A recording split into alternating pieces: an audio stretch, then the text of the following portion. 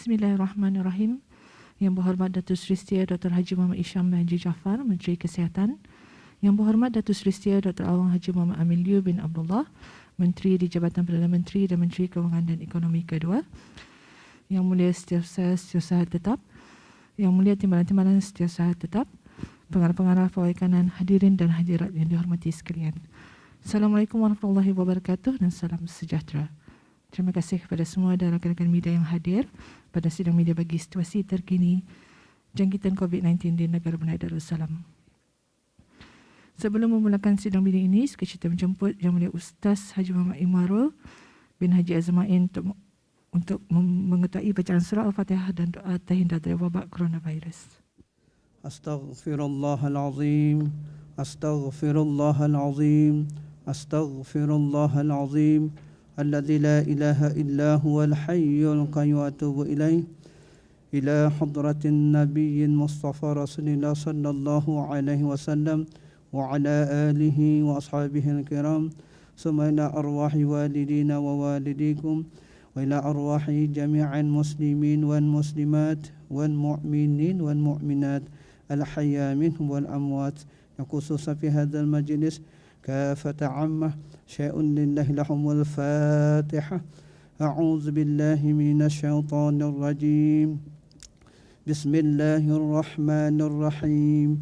الحمد لله رب العالمين الرحمن الرحيم مالك يوم الدين إياك نعبد وإياك نستعين اهدنا الصراط المستقيم صراط الذين أنعمت عليهم غير المغضوب عليهم ولا الضالين آمين آمين آمين آمين. بسم الله الرحمن الرحيم. الحمد لله رب العالمين والصلاة والسلام على سيدنا محمد وعلى آله وصحبه أجمعين. اللهم صل صلاة كاملة وسلم سلاما تاما على سيدنا محمد الذي تنحل بالعقد وتنفرج به الكرب وتقضى به الحوائج وتنال به الرغائب وحسن الخواتم ويستشقى الغمام بوجه الكريم وعلى آله وصحبه في كل لمحة ونفس بعد كل معلوم لك برحمتك يا أرحم الراحمين. اللهم أنت ربي لا إله إلا أنت خلقتني وأنا عبدك وأنا على عهدك ووعدك ما استطعت أعوذ بك من شر ما صنعت أبوء لك بنعمتك علي وأبوء بذنبي فاغفر لي فإنه لا يغفر الذنوب إلا أنت لا إله إلا أنت سبحانك إني كنت من الظالمين لا إله إلا أنت سبحانك إني كنت من الظالمين لا إله إلا أنت سبحانك إني كنت من الظالمين.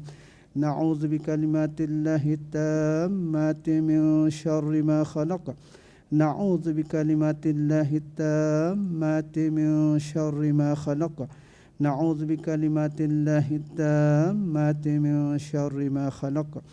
بسم الله الذي لا يضر مع اسمه شيء في الأرض ولا في السماء وهو السميع العليم. بسم الله الذي لا يضر مع اسمه شيء في الأرض ولا في السماء وهو السميع العليم. بسم الله الذي لا يضر مع اسمه شيء في الأرض ولا في السماء وهو السميع العليم. بسم الله والحمد لله محمد رسول الله لا قوة إلا بالله. بسم الله على ديننا وأنفسنا. بسم الله على أهلنا وأموالنا. بسم الله على كل شيء أعطانا ربنا. بسم الله خير الأسماء. بسم الله رب الأرض والسماء. بسم الله الذي لا يضر مع اسمه داء. بسم الله افتتحنا وبالله اختتمنا وعلى الله توكلنا تحصنا بذي العزة والجبروت واعتصمنا برب الملكوت وتوكلنا على الحي الذي لا يموت. اللهم إنا نعوذ بك من البرص والجنون والجذام ومن سيء الأسقام. اللهم اصرف عنا وعن سلطاننا وبلادنا وجميع المسلمين في كل مكان البلاء والوباء والطعن والطاعون وسائر الأمراض، وقنا شر الردى بلطفك يا لطيف يا خبير إنك على كل شيء قدير. اللهم اصرف عنا وعن سلطاننا وبلادنا وجميع المسلمين في كل مكان البلاء والوباء والطعن والطاعون وسائر الأمراض، وقنا شر الردى بلطفك يا لطيف يا خبير إنك على كل شيء قدير. اللهم اصرف عنا وعن سلطاننا وبلادنا وجميع المسلمين في كل مكان البلاء والوباء والطعن والطاعون وسائر الأمراض، وقنا شر الردى بلطفك يا لطيف يا خبير إنك على كل شيء قدير. وصلى الله على سيدنا محمد وعلى آله وصحبه وسلم والحمد لله رب العالمين. Amin, amin ya Rabbal Alamin. Seterusnya, majlis dengan hormatnya mempersilakan Yang Berhormat Menteri Kesihatan untuk memulakan sidang media pada petang ini. Bismillahirrahmanirrahim. Alhamdulillah Rabbil Alamin. Wassalatu wassalamu ala asyrafil anbiya mursalin Sayyidina Muhammadin wa ala alihi wa sahbihi ajma'in. Assalamualaikum warahmatullahi wabarakatuh dan salam sejahtera. Pada hari ini Sabtu 11 Safar 1443 Hijrah bersamaan dengan 18 September 2021 Masihi, dengan kehendak Allah Subhanahu Wa Taala jua dan dengan rasa duka cita, Kementerian Kesihatan memaklumkan kepada orang ramai bahawa 2 kes yang disahkan COVID-19 telah kembali ke rahmatullah. Kes pertama ialah seorang lelaki berumur 51 tahun yang merupakan kes 4232. Kes ini telah mengalami masalah paru-paru setelah dijangkiti COVID-19. Manakala kes kedua ialah seorang lelaki berumur 82 tahun yang merupakan kes 4889. Kes ini telah mengalami beberapa masalah kesihatan dan tidak dikategorikan sebagai kematian disebabkan jangkitan COVID-19. Sehubungan dengan ini, demi menjaga confidentiality dan menghormati privasi keluarga kes-kes ini, Kementerian Kesihatan tidak akan mengongsikan butiran peribadi kes. Orang ramai juga dipohonkan untuk sama-sama menghormati dan tidak menyebarkan maklumat-maklumat berkaitan dengan kes-kes tersebut. Di kesempatan ini, saya mewakili warga Kementerian Kesihatan dan keseluruhan rakyat negara Brunei Darussalam mengucapkan takziah kepada keluarga kes-kes berkenaan. Semoga roh mereka dicucuri rahmat dan ditempatkan bersama-sama para solihin. Al-Fatihah. Bismillahirrahmanirrahim. Alhamdulillahi Rabbil Alamin. Ar-Rahmanir-Rahim. Maliki yaumiddin. إياك نعبد وإياك نستعين اهدنا الصراط المستقيم صراط الذين أنعمت عليهم غير المغضوب عليهم ولا الضالين آمين.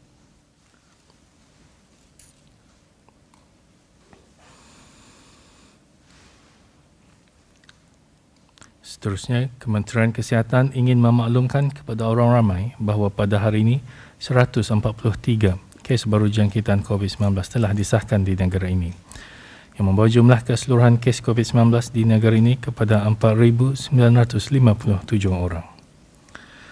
Pada hari ini, terdapat 37 tambahan kes-kes baru kepada 8 kluster aktif yang sedia ada. Kes-kes dalam kluster-kluster aktif ini ialah mereka yang sedang menjalani kuarantin setelah didapati mempunyai kontak dengan beberapa kes positif sebelumnya. Sementara itu, terdapat 2 kluster baru telah dikesan. Kluster-kluster baru ini ialah kluster 4751 yang mengandungi 15 kes baru dan kluster 4812 yang mengandungi 6 kes baru. Kesemua kluster-kluster baru ini juga mengandungi kes-kes yang telah dilaporkan sebelum ini sebagai kes yang belum dikenal pasti sumber jangkitannya. Dalam pada itu, satu kluster telah ditutup setelah tidak ada kes dikesan dalam kluster berkenaan selama 28 hari. Kluster tersebut ialah kluster 884. Dengan ini, jumlah kluster aktif pada masa sekarang adalah sebanyak 89 kluster. Manakala terdapat 85 kes yang masih dalam siasatan bagi mengenal pasti sumber jangkitan. Dalam pada itu, 79 kes telah disahkan sembuh pada hari ini, yang membawa jumlah kes yang sembuh di negara Brunei Darussalam kepada 3,335 kes, manakala jumlah kes aktif ialah sebanyak 1,590 kes. Di kalangan kes-kes aktif tersebut, 9 kes adalah dalam keadaan kritikal, yang mana 8 daripadanya memerlukan bantuan mesin pernafasan ataupun artificial ventilation. Manakala 1 kes memerlukan bantuan mesin tambahan hadlang mesin ataupun ECMO. Sementara itu, 21 kes yang lain yang dikategorikan dalam kategori 4 sekarang ditempatkan di unit rawatan intensif bagi pemantauan rapi.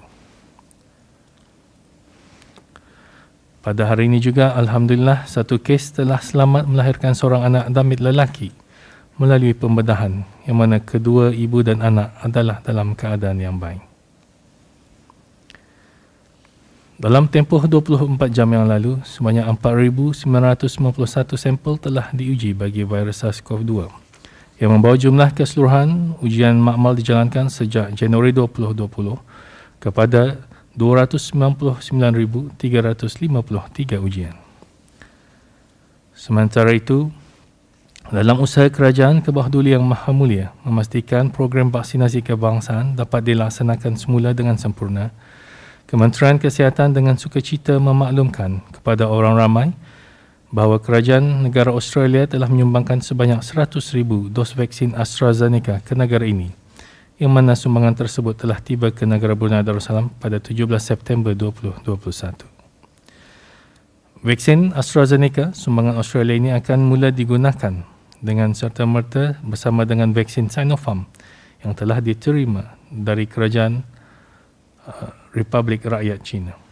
Kerajaan ke bawah duli Yang Maha Mulia sangat berbesar hati di atas sumbangan-sumbangan yang telah diterima ini, dan insyaAllah ia akan dimanfaatkan sepenuhnya. Untuk maklumat lanjut dan perkembangan terkini, orang ramai boleh melalui laman web Kementerian Kesihatan www.moh.gov.bn atau melalui aplikasi BruHealth. Sebarang pertanyaan COVID-19 boleh disalurkan ke talian nasihat kesihatan 148, talian Darussalam 123, talian Helpdesk Brunei Red Crescent, atau email kepada ashal@moh.gov.bn. Sekian, terima kasih. Terima kasih Yang Berhormat Datuk. Dan ini sesi sidang media membukakan soalan-soalan daripada pihak media. Sila perkenalkan diri dan agensi AFDA sebelum mengajukan soalan. Terima kasih.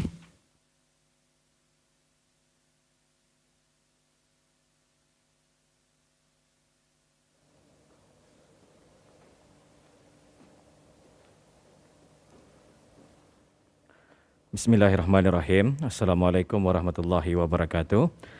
Saya Abdul Waliumul Fazil dari Radio Television Brunei menunjukkan soalan buat Yang Berhormat Menteri Kesihatan. Yang Berhormat Datuk, hampir setiap hari terdapat beberapa premis perniagaan yang terpaksa menutup perniagaan mereka disebabkan terdapat pekerja mereka yang didapati positif COVID-19, dan antara lain sebabnya termasuklah tempat tinggal secara berkumpulan dalam ruang yang terhad.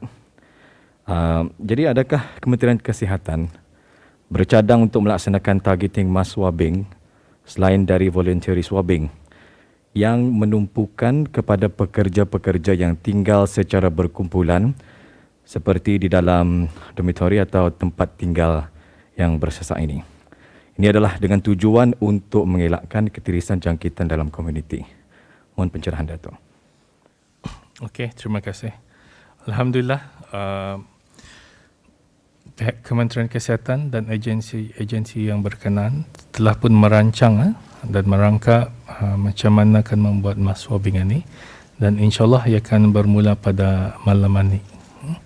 So, jadi orang ramai, terutama sekali pekerja-pekerja, tidak perlu berasa cemas atau risau dengan kedatangan agensi-agensi tersebut.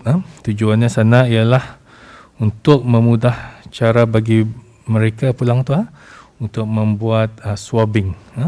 Kerana tani mau di mana banyak ada orang perkumpulan ataupun high density area, tempat orang tinggal ni akan dibuat secara berperingkat. Dan insyaAllah ini akan dilanjutkan dari masa ke semasa mengikut keadaan hotspots. So insyaAllah dengan bantuan agensi-agensi kerajaan seperti pasukan polis dan angkatan bersenjata di Raja Brunei dan yang lain, insyaAllah ia akan bermula pada malam inilah. Baik, terima kasih yang berhormat datang.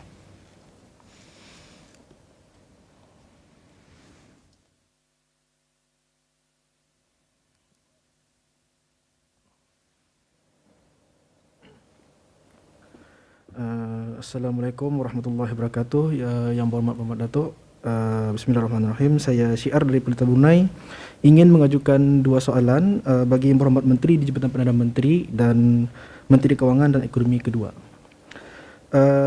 Yang pertama, Yang Berhormat Datuk, pada waktu ini negara mengalami isu air kekuningan.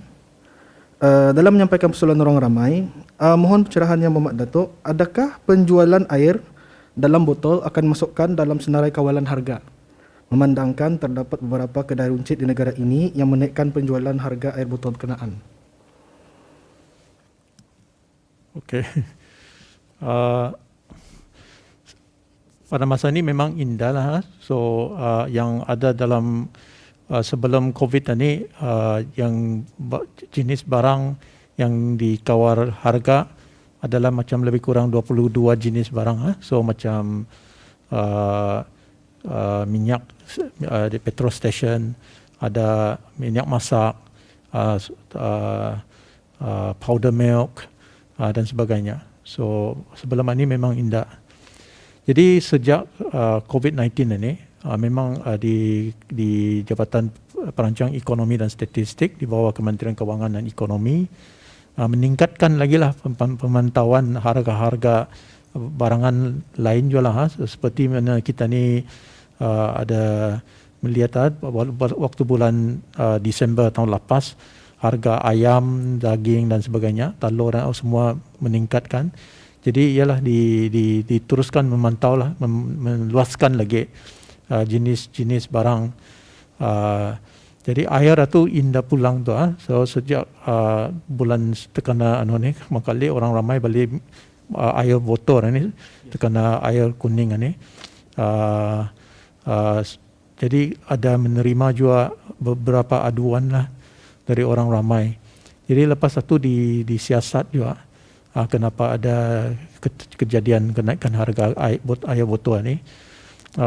Jadi ada nampak beberapa jenis brand air ni. Jadi dia adalah terkena business continuity plan ni.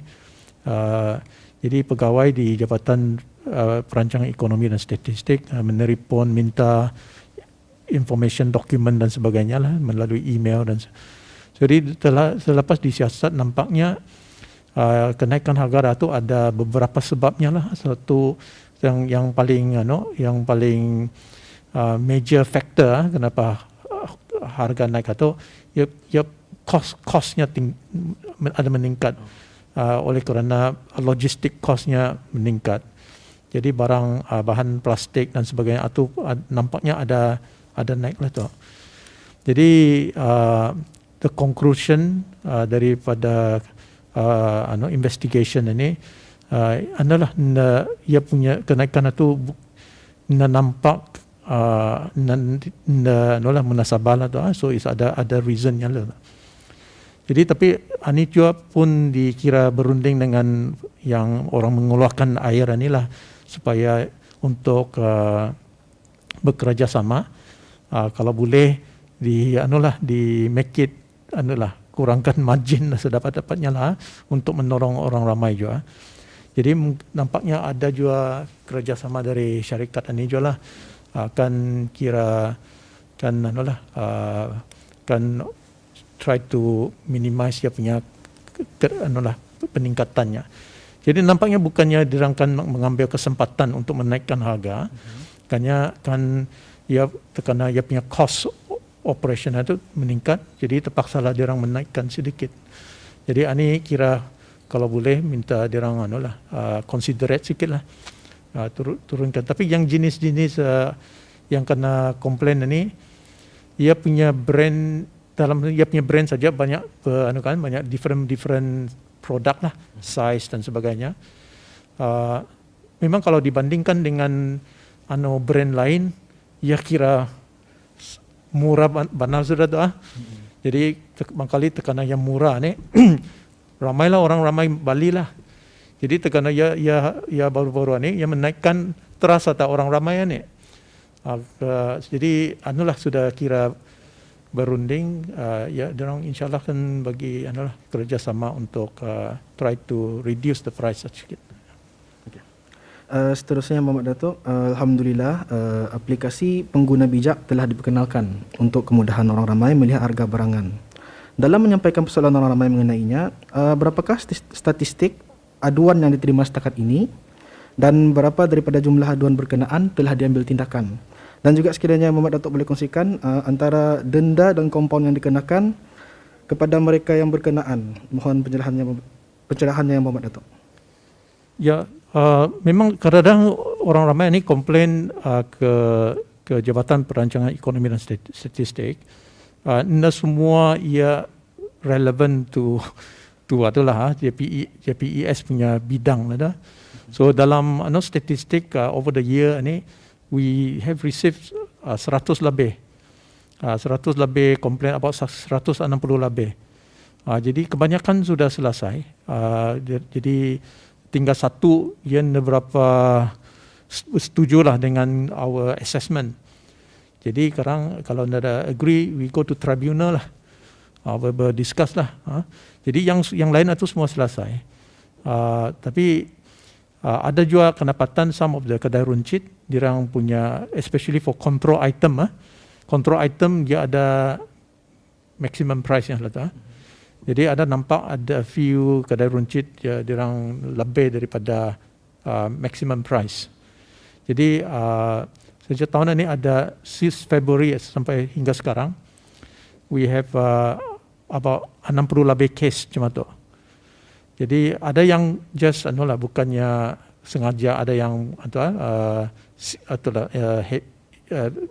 first time offender. Kita ni bagi warning saja. Jadi ada 10 case kita ni compound with charges lah tu. So they have to pay lah. Jadi yang lain warning, tapi we are watching them. Kalau terjadi lagi, it will be compound again. So sampai kan RM1,000 macam tu lah. Ada yang 500 macam tu. Terima kasih Muhammad Datuk.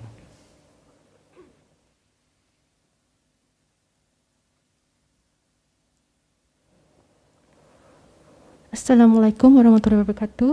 Yang berhormat Muhammad Datuk, I am Rasidah from the school. This question is for the Minister of Health.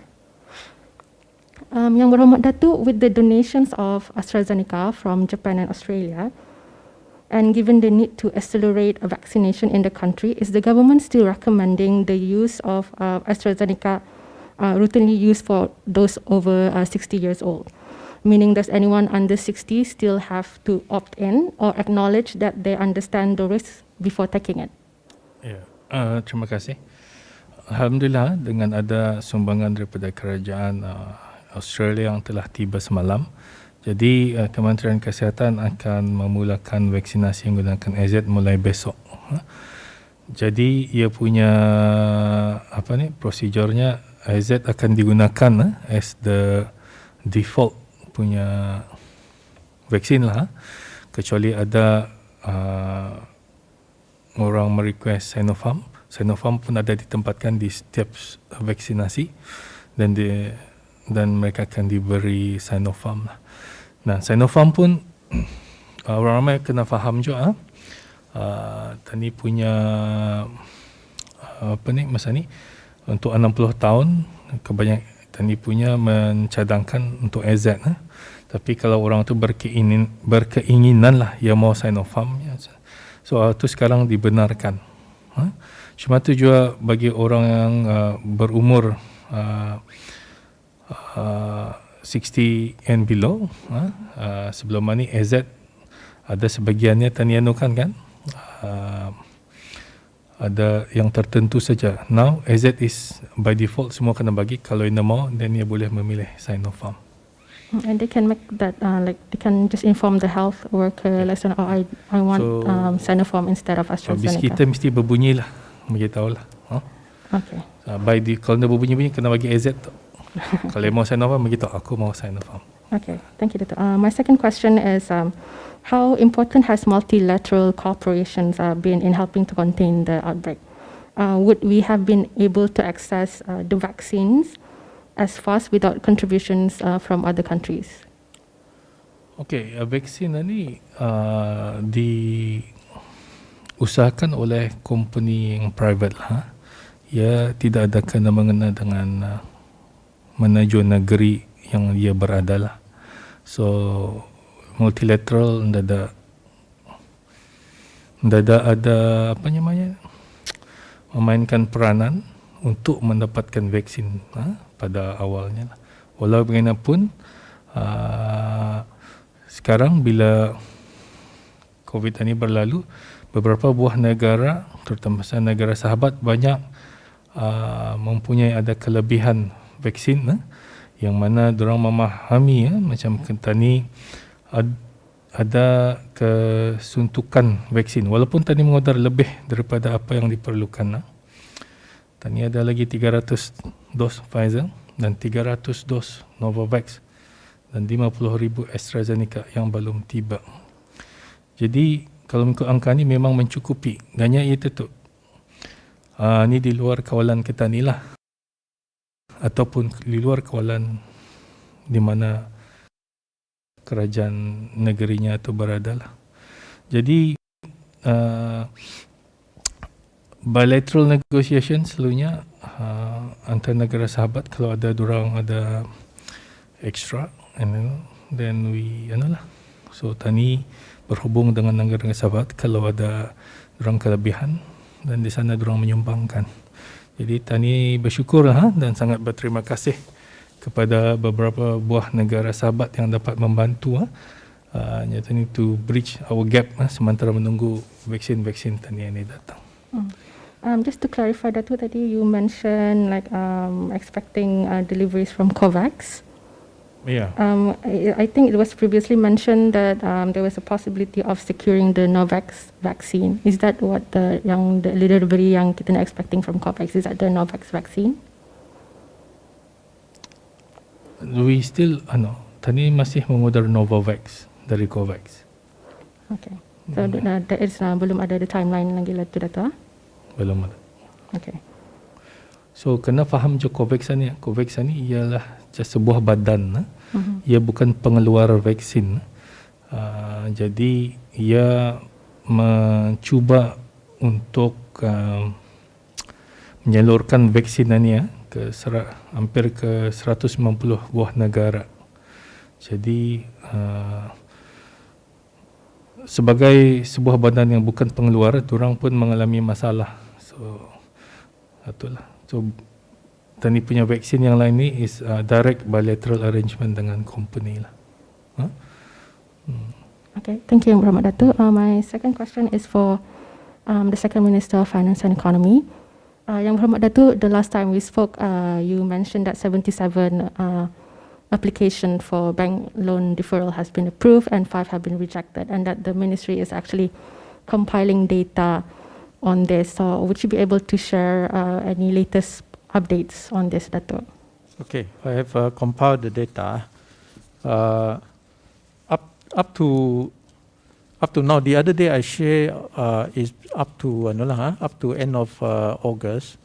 Ini setakat 15 hari bulan September ada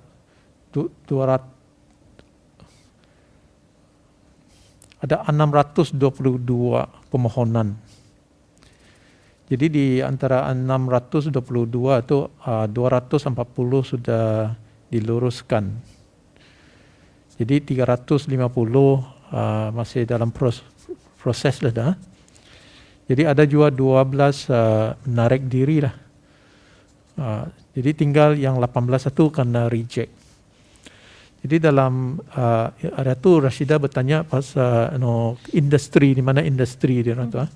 Jadi dalam 18 kes yang kena reject itu sebenarnya satu hanya dari syarikat yang kena reject. Itu ada sebab-sebabnya lah. Perlu kita ni kongsikan apa sebabnya lah tu. Bank memang ada ia punya reason ada. Jadi yang tinggal 17 itu is like personal loan dan housing itulah. Jadi di antara 17 itu 10 case is because diorang punya gaji pun actually not affected, termasuk dia kaki tangan kerajaan, so lah kena reject lah because their income were not affected and they just try to apply for it saja. Ada yang di others kena reject atau is itulah because diorang punya income is actually not quite affected, so kena reject. I'm sure the bank will continue to monitor this situation. Kalau perlu ada justification, I'm sure they will consider. So nampaknya is not like what the media, social media is saying, blanket disapproval semua. So as we can see, only 18 rejected. Out of them is only one from business sector. Itu is there's a good reason for it. So the rest is government servant applying for this for deferment and all that, and also from private sector, their income's not affected. So I think the bank also cannot just give everybody approval macam tu lah. So they have to look after their own financial status, make sure they continue to be credible bank. So itulah. Okay. My next question, Dato', how about like sharing the latest statistics on job center? Has there been any updates on that? Yeah.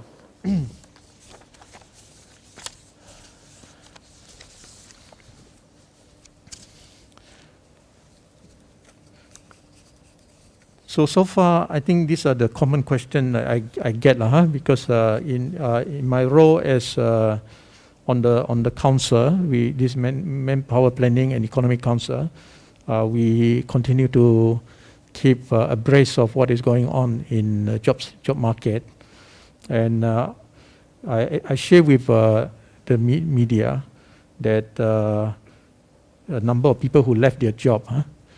So far since 7th of August, 149 local have left their jobs. So out of these 149 who left their job,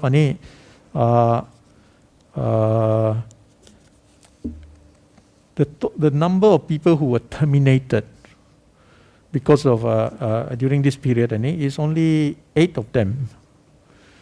So kadang-kadang kita ni lihat orang kena terminated atau memang ada sebab-sebabnya je lah. Either the company atau have to cut down on number of people, or diorang ada some personal issue reason ada. So atau nak kita ni tahu apa sebabnya tu.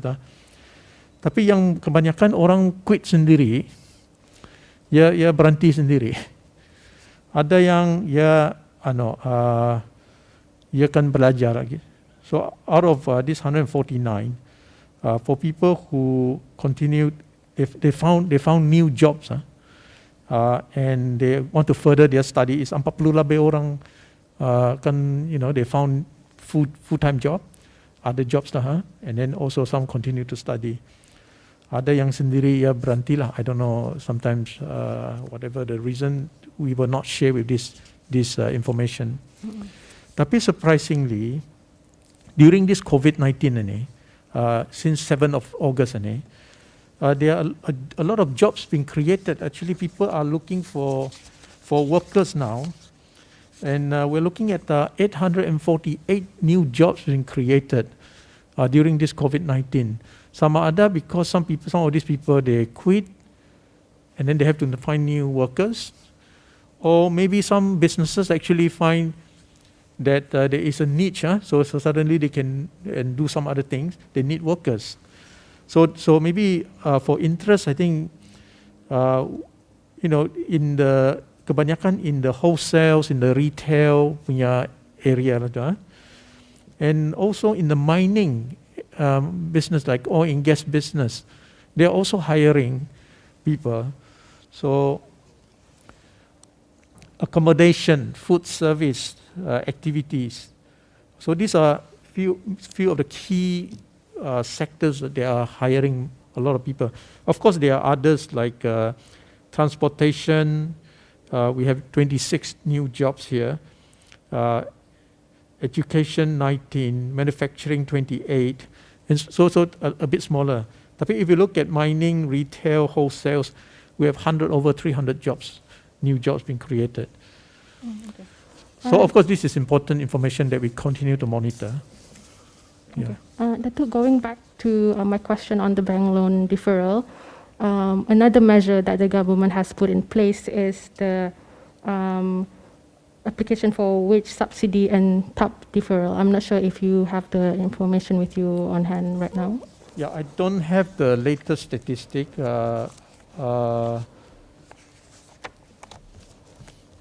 I don't have the latest statistic with you, but I'll try to share with you next time. Again, this is something we monitor. Let me just see whether I pull out latest one.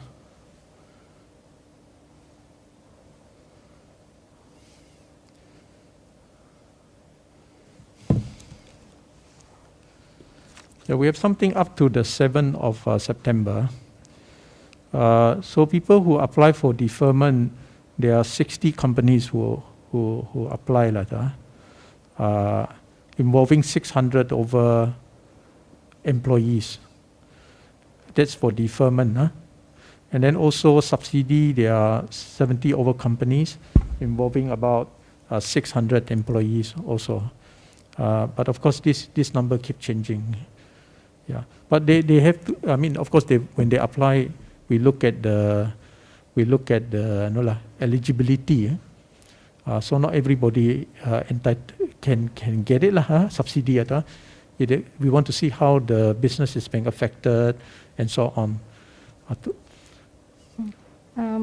Would you be able to share like how many have been approved out of the application, Datuk? Yeah, I will be able to share with you.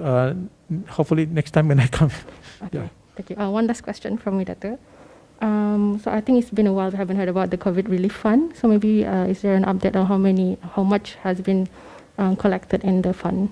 Yeah, last time when I was here, we announced we opened up another account with Baiduri. So the public can either donate, transfer the fund to either BIBD account or Baiduri account. And for the amount that we have so far is about 2.5 million, just slightly over 2.5 million now. So it has grown a little bit, but about slightly over 2.5, 2.505. Yeah. Okay. Thank you very much, Muhammad Datuk.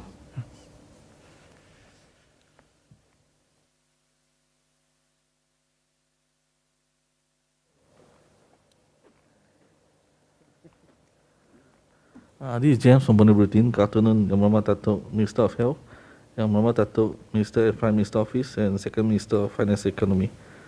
My question is for the Second Minister of Finance and Economy.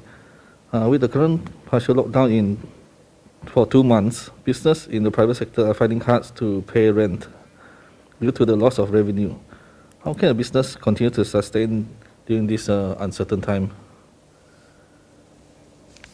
So if they are renting government's building or premises, or we have made the announcement under our fiscal policy measures. So I mentioned also before, kalau if they are renting from the private sector, then that is of course between the business and the private sector property owner. So I mean, government cannot instruct what the landlord should do. So other than encouraging them to be considerate. So we also I also mentioned previously, we need to also understand the landlord punya position, because they may have also other obligation. So some of them could be just relying on that rental as their only income. But then of course it's between negotiation between the business and the landlord. If the business cannot pay rent, cannot survive, then nobody rent the property, then the landlord pun affected je lah. So then how do they come to a middle ground to agree on something, whether they have a so-called agree on some amount, maybe when things start to come back, then they can catch up or whatever. Again, these are all just some suggestion for them to consider, but we cannot impose on them. My next question is about recently there's an issue of delay for installment of FTTH nationwide by UNN. Can Dato' share with us any updates on this issue?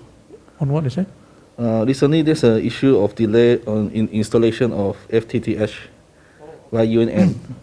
Can Dato' share with us any updates on this delay? So last time I updated the media was we had about 1,000 outstanding installation, and this is because of the contractors who were doing the installation. Many of them don't want to do that because I think maybe they worry about this COVID. And so we used to have about 60 over contractor doing this, and that number has actually dropped to like 30 or thereabout. And then because of the long queue of people who wants to do the installation, so we in UNN, this was also discussed in our board meeting recently, that we create our own team in UNN to try to help with the installation.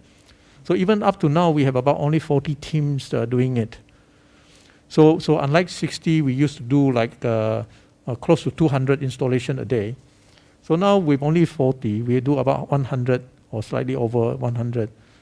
And as we install, there are more and more requests. So the last time when I updated was 1,000. So in our recent discussion with the management, now it's 1,400. So despite all the installation and more requests come in, and so we have 1,400, but still with only 40 teams going out with the installation. But we foresee this will be hopefully all connected within the next 5-6 weeks. We try our best. But again, there will be more requests. So I think it's an ongoing challenge. But they're doing everything they can to try to catch up. And hopefully the other contractors who stop installing, so hopefully they will gradually come back, and then we can speed up the installation. My next question is online seller. We have seen a surge of business transaction online. Some of the sellers who did not display their product price online, is there any regulation to make sure that they do display the product price tag? Yeah, generally in Brunei we don't govern that. So I think online there are so many people using it for different reasons. You know, some just want to put their photos onto the Instagram or whatever. So there's for leisure lah. So for people who do it for business, if they are a genuine business, registered business, then they should put their prices or on there lah. But if you don't put your prices, then how do you do business? So if people don't know your price, then there cannot be a transaction. Even if you are a buyer, if you are interested, you would ask the price, right? So even before you make the payment, you want to know the price, right? So otherwise you cannot pay. So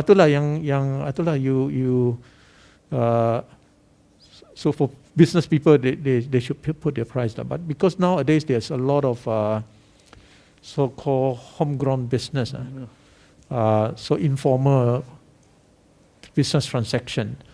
So that one is between willing buyer, willing seller. So even many of them, they put up prices also because they want to do business, you know. But some, I can see some of them, they just put up their product like advertisement. So they are not like, you know, then they say, if you're interested, ask me. But I think if they are actually registered business, they must put on their price. Next question is, as I understand, Datuk have attended the ASEAN Economic Minister meeting recently. What was discussed during the meeting? Yeah, so this is ASEAN Economic Ministers meeting involving not just the ASEAN countries, but also a few 6 other dialogue partners. So I think the major theme that we talk about is about you know, economic recovery. So how do we ensure that our recovery is sustainable going forward? And so many people talk about using digitalization. So that is very important for part of to equip their businesses, their business community with technology. So they also talk about when you want to recover from this COVID-19 crisis, how do you invest yourself moving forward? How can we invest sustainably, environment and all that? And then the other one which is important is the supply chain resilience, which talks about logistic costs and so on. So earlier on we talked about these water prices that gone up due to logistic costs. This is actually a global issue at the moment. You cannot get containers like the price that you used to get before. So one of the example quoted during our meeting is, for example, if you are exporting something from ASEAN to US, it costs you less than $3,000 previously in March this year. Now 6 months on, September, it costs you at least 20,000 compared to less than 3,000. So this is what is happening outside. Logistic cost has gone up significantly, and so it will affect our importers. It will affect the prices that of the import goods that we bring in. So these are the things that we need to understand. So sometimes businesses they have to push up their prices up. So we want to know why, and I think it is not surprised that logistic costs will affect the prices. So, but of course, we in ASEAN very keen to address this issue together as one region. So, but it will take time. Thank you, Muhammad Datuk. My next question is for the Minister of Health. Yesterday we received a picture and viral message of a person who is wearing a colour bracelet and walking around in KB. Can Datuk share with us about this incident? Okay, I think this is about a young adult lah. So I think Kementerian Kesihatan masih investigating the matter lah. Still going on. Just as Datuk share with us, one of the new cluster, there's 15 infected people in that cluster. Why is so many people infected in that cluster?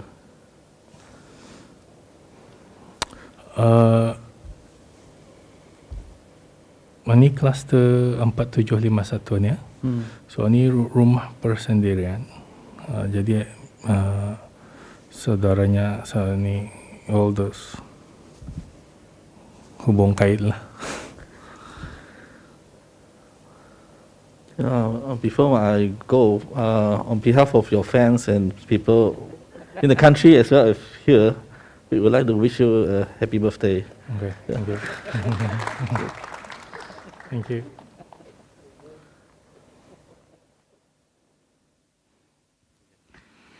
Terima kasih atas soalan-soalan yang diajukan dan terima kasih juga kepada Yang Berhormat Datuk atas penjelasan yang diberikan. Dan ini kita tutup sidang media pada petang ini dan sekali lagi mengucapkan ribuan terima kasih kepada semua dan rakan-rakan media yang hadir. Sekian wabillahi taufiq wal hidayah. Wassalamualaikum warahmatullahi wabarakatuh.